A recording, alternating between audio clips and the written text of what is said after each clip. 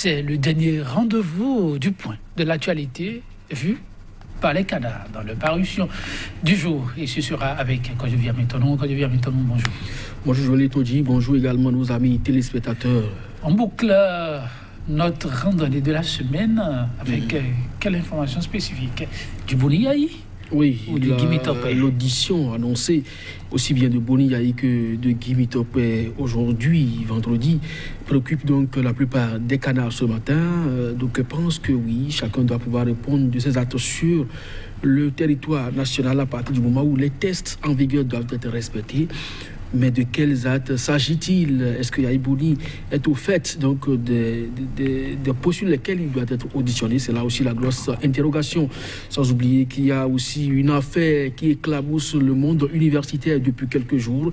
C'est cette affaire de fausse codirection et plagiat. Eh bien, ce procès, donc dans ce dossier également, est attendu au tribunal ce vendredi, sans oublier que la résistance annoncée par les forces politiques se poursuit avec certain Sabisira Korogone. Je ne sais pas si ce nom vous dit quelque chose. En tout cas, l'homme s'est rendu au domicile du président Soglo pour s'entretenir avec lui. Évidemment, il avait dit que c'est de bon droit qu'il y a une opposition au président Patrice Talon. Alors, aller rencontrer le président Soglo, c'est peut-être définir d'autres stratégies. De toutes les façons, les canards s'en sont préoccupés. Alors, nous allons démarrer avec la dépêche qui, justement, parlant de Boni Yayi, écrit entre les déboires de Boni Yayi et la quête d'un dialogue inclusif, ces bonnes intentions du pouvoir. Et vous avez donc à lire et voir à peu près comment le journal a écrit intention pour réaliser à la fois qu'il fait option à la tension que l'intervention d'un juge, que ce soit au tribunal ou au domicile de Yayi Boni, peut engendrer, et également les intentions que cache la main tendue du pouvoir. Et puis affaire Kames, Victor Tokpanou devant le tribunal de Cotonou ce vendredi, unité d'action de l'opposition Sabisira Korogone reçue par le président Soglo. Le confrère de la matinée, après l'installation de la 8e législature, le porte-parole de l'USL, toujours inquiet pour la démocratie béninoise, rencontre Macron, Infantino et bien sûr Mathurin Desacus et le foot béninois à l'honneur à l'Élysée. Le journal Le Nouvel Observateur, convocation de Boni Yayi au tribunal, probable blocage des rues de Kadiaoun ce jour. Élection à la HAC, quand l'espèce sonnante et trébuchante, dite sa loi et puis crise socio-politique, le problème du Bénin n'est ni Soglo ni Yayi, encore moins l'opposition. Et puis, à propos du dialogue souverain, l'opinion de Géraldo Gomez de l'USL, le journal Le Pays émergent, l'ex-président Boni Yayi convoqué au tribunal de Cotonou. Patrice Talon veut-il réellement la paix, s'interroge Le Pays émergent. Que devient alors la main tendue du chef de l'État pour le dialogue? Donc là, à Balo, nous prenons sa déclaration comme un aveu. Condamné à 1 an de prison ferme dans une affaire de bradage de domaine public. Encore d'autres ennuis judiciaires pour l'ancien préfet du littoral Modeste Toboula. Bientôt, des recours en cascade contre lui à la Cour suprême et à la Criette. Le chef de l'État, Patrice Talon, décidé à faire le purge autour de lui, s'interroge le journal. Matin est libre pour poursuivre.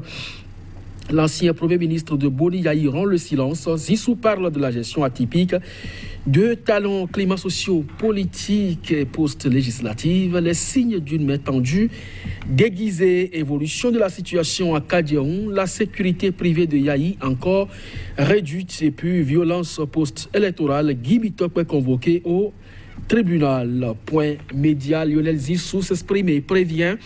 Il y a une grande différence entre un vrai homme d'affaires et un homme d'affaires qui a bâti ses affaires sur les marchés de l'État. Sans surprise, Yayi et Mitokwe devant le juge, 2 autres leaders intenables de l'opposition à anéantir. Et puis, médiation pour une sortie de crise, toujours avec le journal Point Média, les exigences réalistes de l'opposition. Joël Yetochi. Merci à vous, Kodjovi. Maintenant, nous allons démarrer exactement où vous avez aussi démarré. La dépêche, les bonnes intentions du chef de l'État. Une caricature qui amène à faire l'arrêt de ce matin, Kodjovi. Maintenant, le journal toujours inspiré en caricature, mais aussi en information. Tout à fait, les bonnes intentions. à la fois si effectivement Yayi Boni doit être écouté par le juge. Figurez-vous que les militants des forces Corée Bénin émergents, les curieux aussi voudront donc se mêler à la danse. Ça voudra peut-être dégénérer parce que les forces de l'ordre ne toléreraient pas une certaine interposition à l'action judiciaire. Donc ça pouvait toutefois dégénérer en tension. Donc le journal l'a effectivement mis entre parenthèses maintenant les bonnes intentions parce qu'il y a un dialogue qui est annoncé et donc le journal a écrit entre déboires judiciaires de Boni Yayi la quête d'un dialogue inclusif. Donc le journal fait ressortir donc les intentions du pouvoir d'obtenir donc une certaine accalmie, donc la paix à travers donc la rencontre avec les différents acteurs politiques. Donc tout ça mélangé, ça fait en même temps tension et bonne intention. Maintenant, qu'est-ce qui est souhaité dans la République? C'est la paix. Et donc, les bonnes intentions sont beaucoup plus à encourager. Et ça passe par la résorbation d'un certain nombre de petits problèmes qui réunissent, donnent finalement un grand problème. Donc là-dessus, aujourd'hui, convoqué Guy Mitokpe au tribunal, tenté donc de faire écouter Boni Yayi à domicile pour des faits et des chefs d'accusation qu'on ne connaît pas encore véritablement. Est-ce qu'on leur reprochait les incidents des 1er et 2 mai derniers? Et maintenant, qu'en est-il des incidents qui ont eu lieu le 28 avril également? Donc c'est autant de paramètres qui sont aujourd'hui agités. On ne sait véritablement pas ce sur quoi Yayi Boni va se prononcer, encore moins pour Guy Mitokpe de toutes les façons. Il y a des intentions et également la tension dans l'air. Oui, au cours de la journée, on sera situé. Mais on apprend, si vous le voulez bien, que le président Boni Yayi a sollicité également un report de cette audition pour des raisons médicales. De toutes les façons, son avocat l'aurait confirmé également à d'autres sources. Nous gardons ces informations avec Perset. Oui, chers téléspectateurs, s'il va l'actualité, beaucoup de surprises au niveau du Bénin, mais on ne souhaite que des surprises agréables pour ce pays qui en a tant besoin et qui a tant donné à l'Afrique de l'Ouest. Maintenant, nous restons au niveau du politique, mais avec Matin Libre, qui revient sur la préoccupation que vous avez évoquée, les signes d'une main tendue, mais déguisée, écrit Matin Libre, mais qui apporte du nouveau. L'ancien Premier ministre de Boni Yayi, Lionel Zinsou, rompt enfin le silence. Oui, il s'est exprimé et effectivement le journal Matin Libre l'a évoqué. Zinsou parle de la gestion atypique de Patrice Talon, mais plus loin, il y a également le journal Le Point Média qui l'a dit. Il y a une différence, une grande différence, dit-il, entre un vrai homme d'affaires et un homme d'affaires qui a bâti ses affaires sur les marchés de l'État.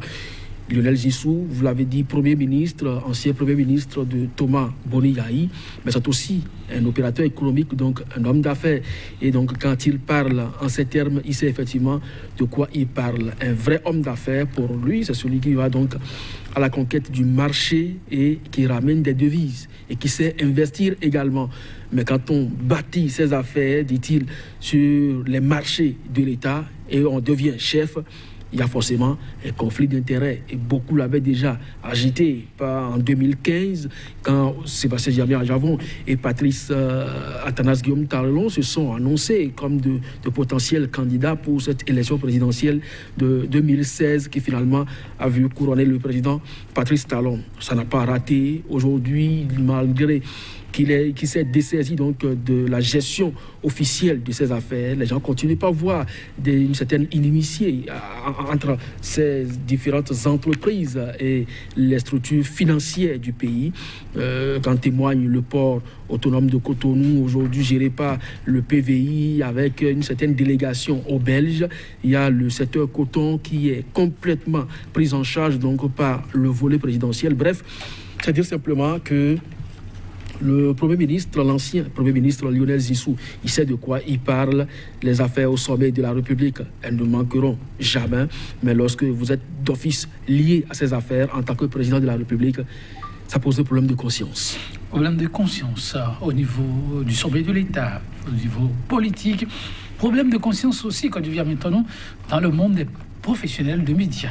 c'est le Nouvel Observateur qui rapporte les faits, et je vous lis exactement où rapporte aux téléspectateurs ce que vous avez lu tout à l'heure. Il est sur la hâte quand l'espèce sonnante et trébuchante dite sa loi. Il paraît que c'est sérieux. Oui, lorsque vous luttez contre l'argent au niveau des élections, fut-elle à la HAC, au municipal, au législatif, à la présidentielle, et que vous fixez certaines cautions qui montrent qu'effectivement il faut de l'argent pour compétir, eh bien vous n'allez donc pas au niveau de la presse déroger donc à cette règle-là. Aujourd'hui, on apprend que les gens veulent même acheter des cartes d'électeurs, des professionnels des médias, éveilleurs de conscience. C'est là où ça dérange véritablement, parce que la presse aujourd'hui constitue quand même un pouvoir. Il ne faut pas donc se le nier. Et là-dessus, éveilleurs de conscience, vous dénoncez la corruption, vous dénoncez les gabégies un peu partout. Et si c'est en votre sein que le problème se pose, il faut avoir aussi le courage de les dénoncer et de vive voix.